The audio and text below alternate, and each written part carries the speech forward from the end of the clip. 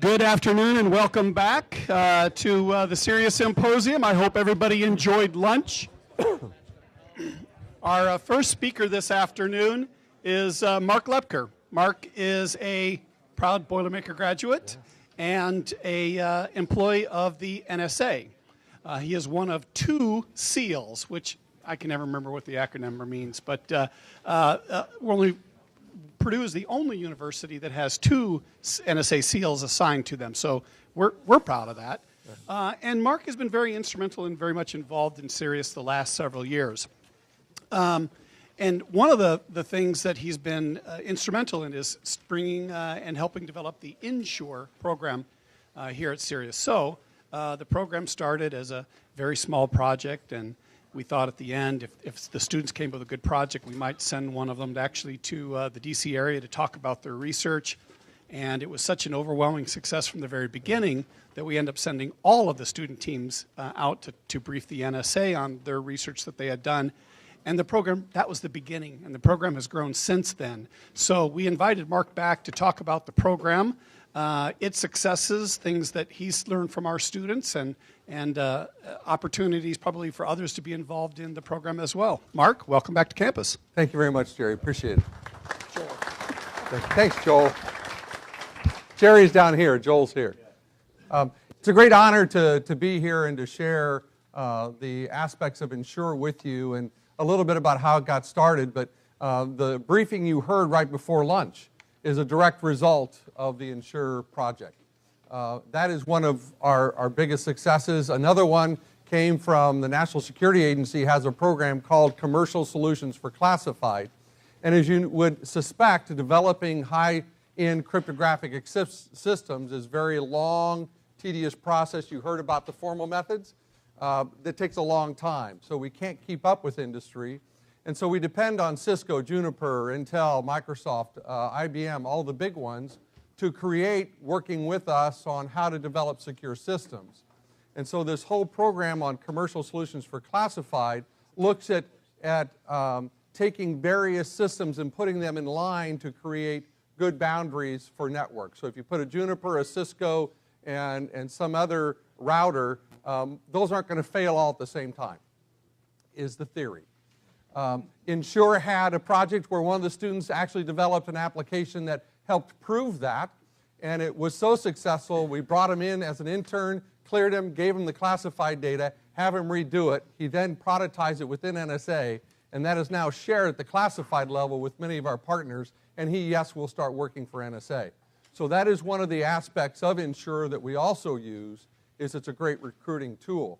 I'd also like to acknowledge Melissa Dark, who's in the audience, if you could stand, Melissa.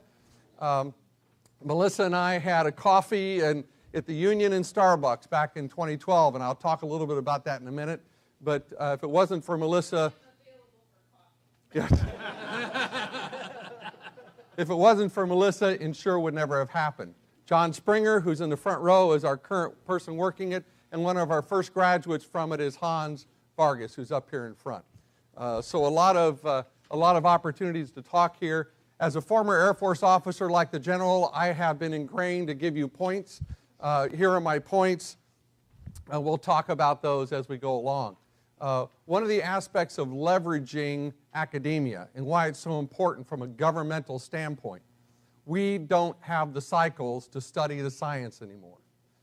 You can just imagine the cybersecurity threats that are out there that the National Security Agency is adjudicating, along with our partners, the INSuRE, the FBI, Department of State, Treasury. All of us are actively working on the threat that is currently available to us. There is just not enough manpower to think back about the science. So what happened that one afternoon in the Union is something I hope to also give you guys as a stomping point, especially the students and industry that are here, as well as academia. Never be afraid to continue to ask, well, what if? So Melissa and I were sitting and we were going, well, what if NSA would come in and work with the students on these problems? Because a lot of master's and PhD students have to do a project, right? Well, why pick something out of a textbook or something that they just thought of? why not work on problems that are relevant to national security that we can't get to? That was the genesis of INSuRE. Is we started out and we were able to sell it within the agency because we have interns that come into the agency all the time and we give them projects to do. So this was just a virtual internship in essence. And so NSA has published on nsa.gov, you can go to it today, and it's the top 10 challenges that NSA faces that we can't get to. That was the initial set of challenges that we gave to the students to pick from. And the important part is we linked it to an actual technical director at NSA, to where that technical director at NSA, who's working the current problems day to day, became a mentor to the student, while Melissa and her faculty taught the class on how to do research, because the class is about how to do research, which is a difficult thing on how to do research. How do you curate data when you're done? How do you properly store it? All those aspects of doing research. That's what the class is built for, but using problem sets that are real. And as you saw the two examples that you just heard about, those examples actually come behind the green door at NSA and we use those. We use that work. Students unfortunately don't get to see the attributes of that, but it does improve national security. The student and faculties, the learning the long-term research, I think passwords we did over how many semesters? Like 4 or 5 different semesters. We had projects on the strength of passwords. So it taught the students how to pass on research to the next class, and then NSA would offer different twists on how we wanted that to be looked at. The history, I have a bunch of little slides. I won't actually talk to them, but you can read them as I'm speaking. 2012 was the very first one. As you can see, we started out with just 5 students. Hans was one of those. And just one, well, we had 3 NSA technical directors involved. And as you can see, as we progress down through, continually increasing not only the universities, they have to be centers of academic excellence for research, of which Purdue was one of the first cadre in that. They have to be those centers, but then also additional labs. And I have a chart on that lists all the laboratories and the other government agencies that also place their problems into the bucket for the students to choose. I'll just let you peruse through that. And then the current semester, we've got 54 students, and you can see the labs. Their acronyms will be spelled out in a second.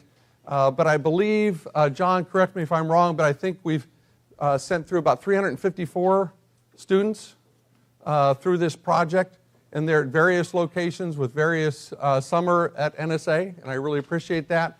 Others are in other industry positions or with other government agencies.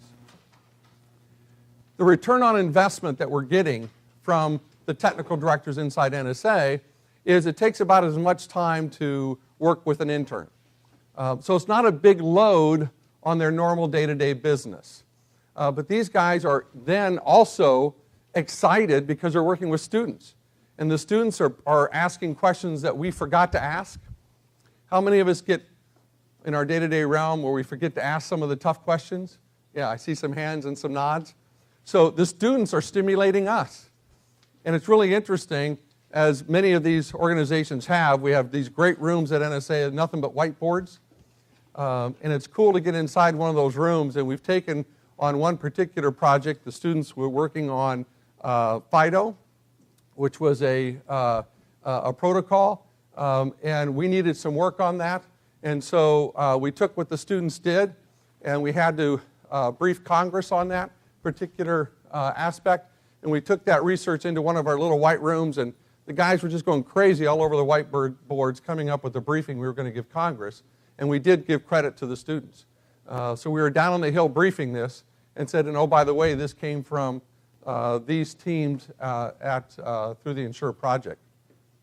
So a lot of aspects that the TDs are getting out of it.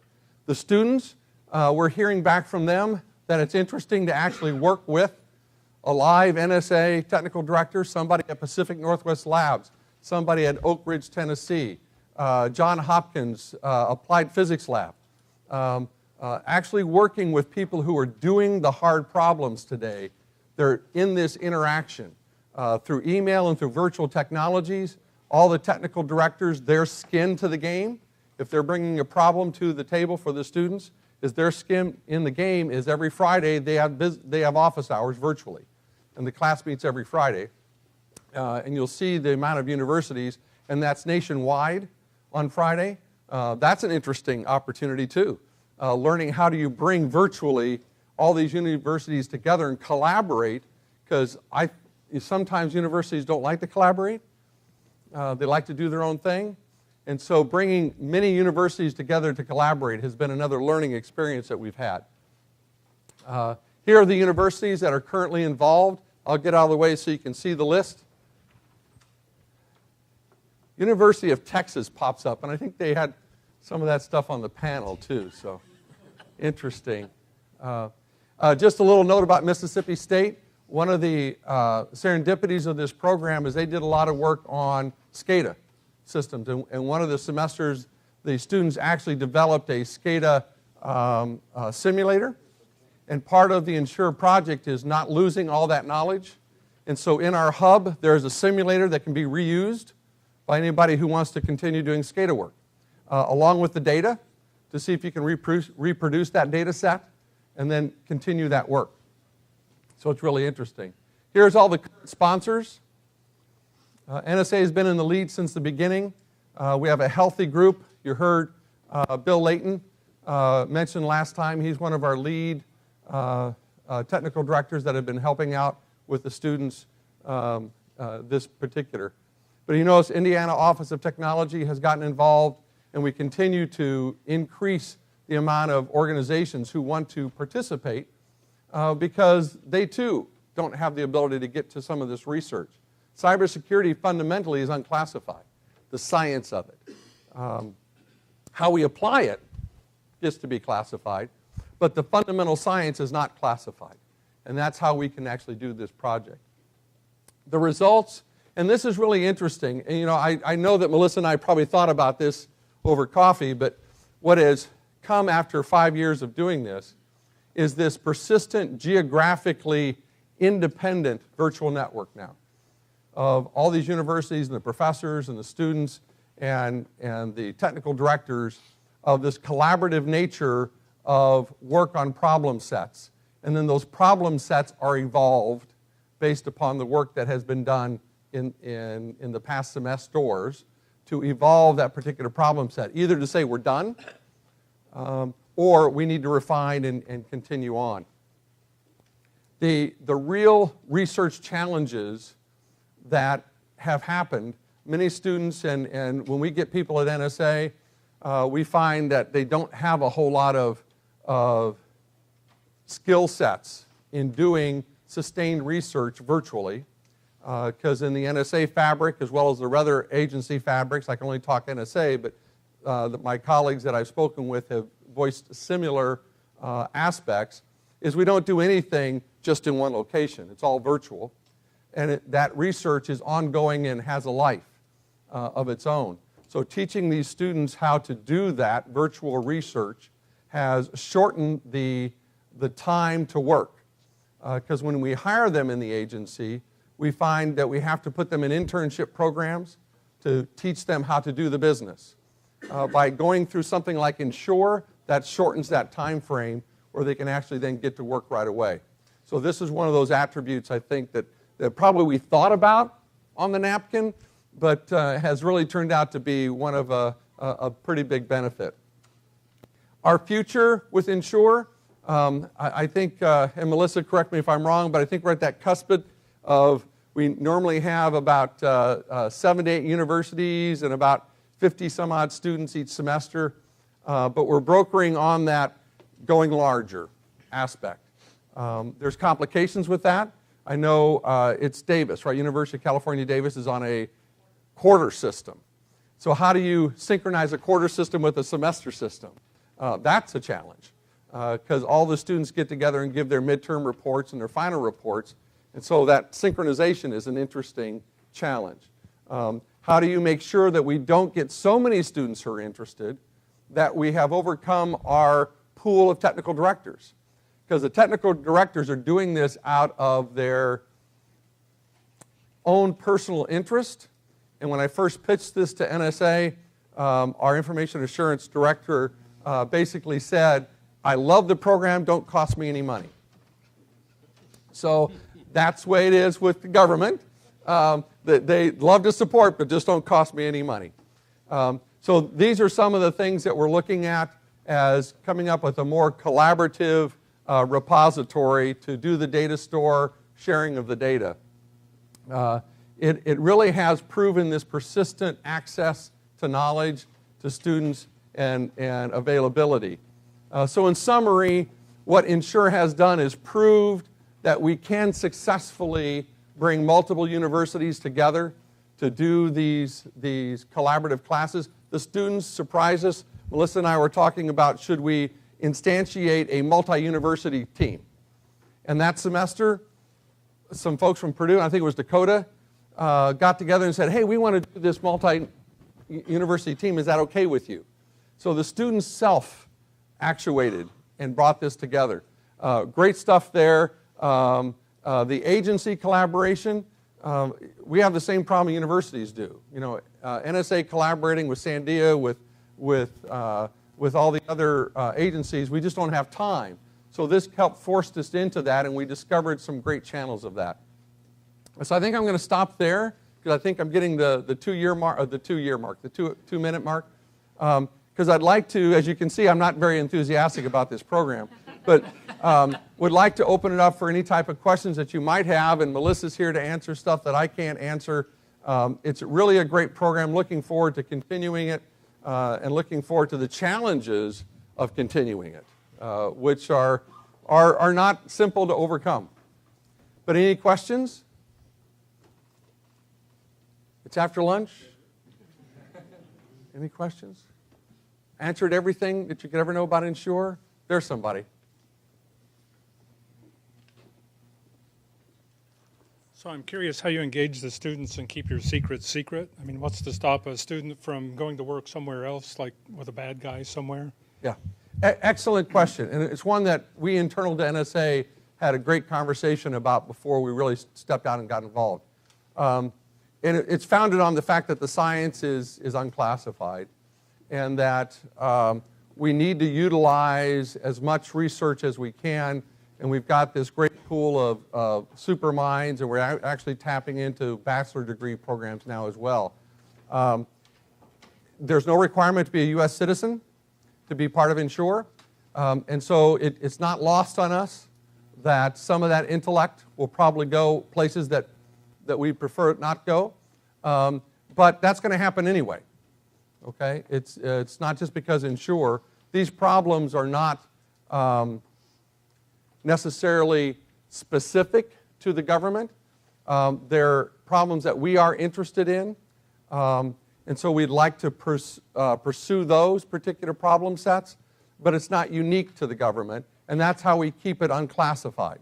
Everything we send out is 100% scrubbed by our folks to make sure it is 100% unclassified, not even for official use only, but generic, unclassified, public releasable problem sets that we go out. Those U.S. citizens who participate, like the one gentleman who we then brought in, cleared, and brought back into NSA, and in fact offered him a job, and he's going to come work for us. We take that very seriously as well. It takes about 6 to 8 months to clear someone. And so that process, as most people here have worked with the government know, it takes a long time. So we realize that some of this intellect's going to go to Microsoft, some of it's going to go to Juniper, to Cisco, and we say, outstanding, because that intellect's going to make those products more secure. And remember, rising tide floats all boats. And so we know we're going to float the adversary boat as well, but hopefully we're floating our boat in that process, and being innovative in how we use this technology is kind of what we depend on.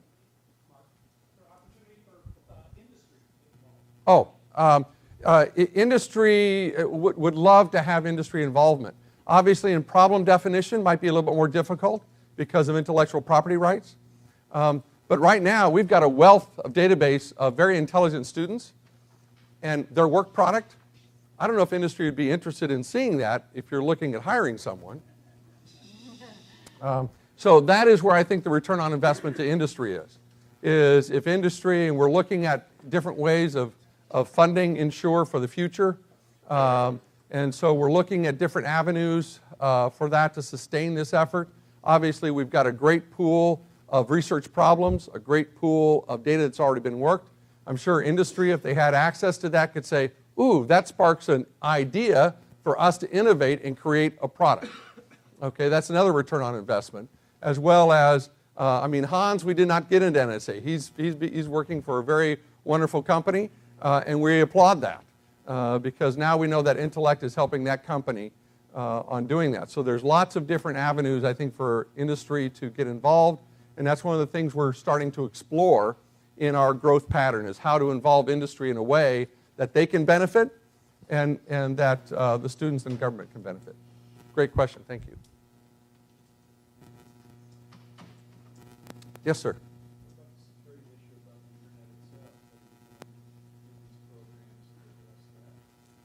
The security, the question was, what are we doing about the security of the internet, and can these programs address it? I think what this type of program can do is continue the research in the fundamentals of security for the internet.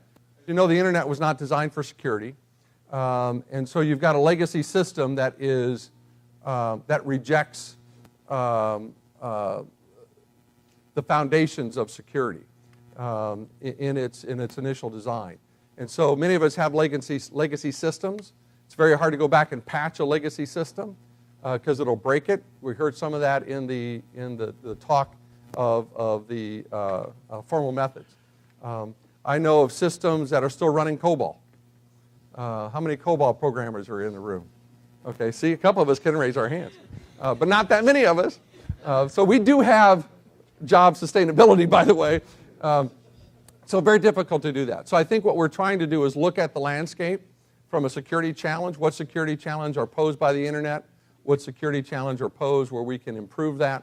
And then those turn into research projects at the unclassified level on the foundations of the science of computer security and cybersecurity as it might relate to the internet. And then that work might come inside the agency to further how we look at protecting the internet. Yep.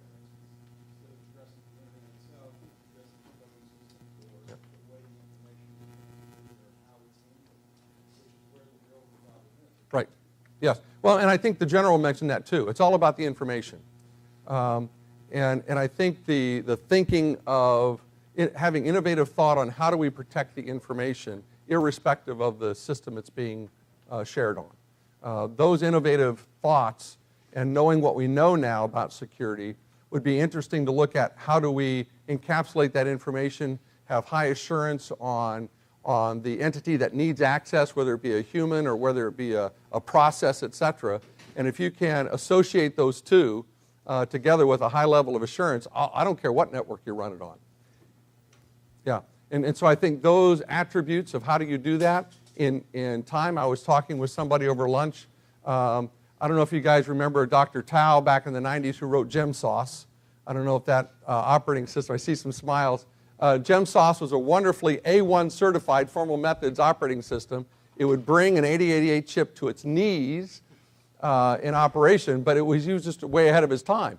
It was a very secure kernel. It was a very small kernel, et cetera. So those thoughts and ideas of how to protect information, how do we do that today?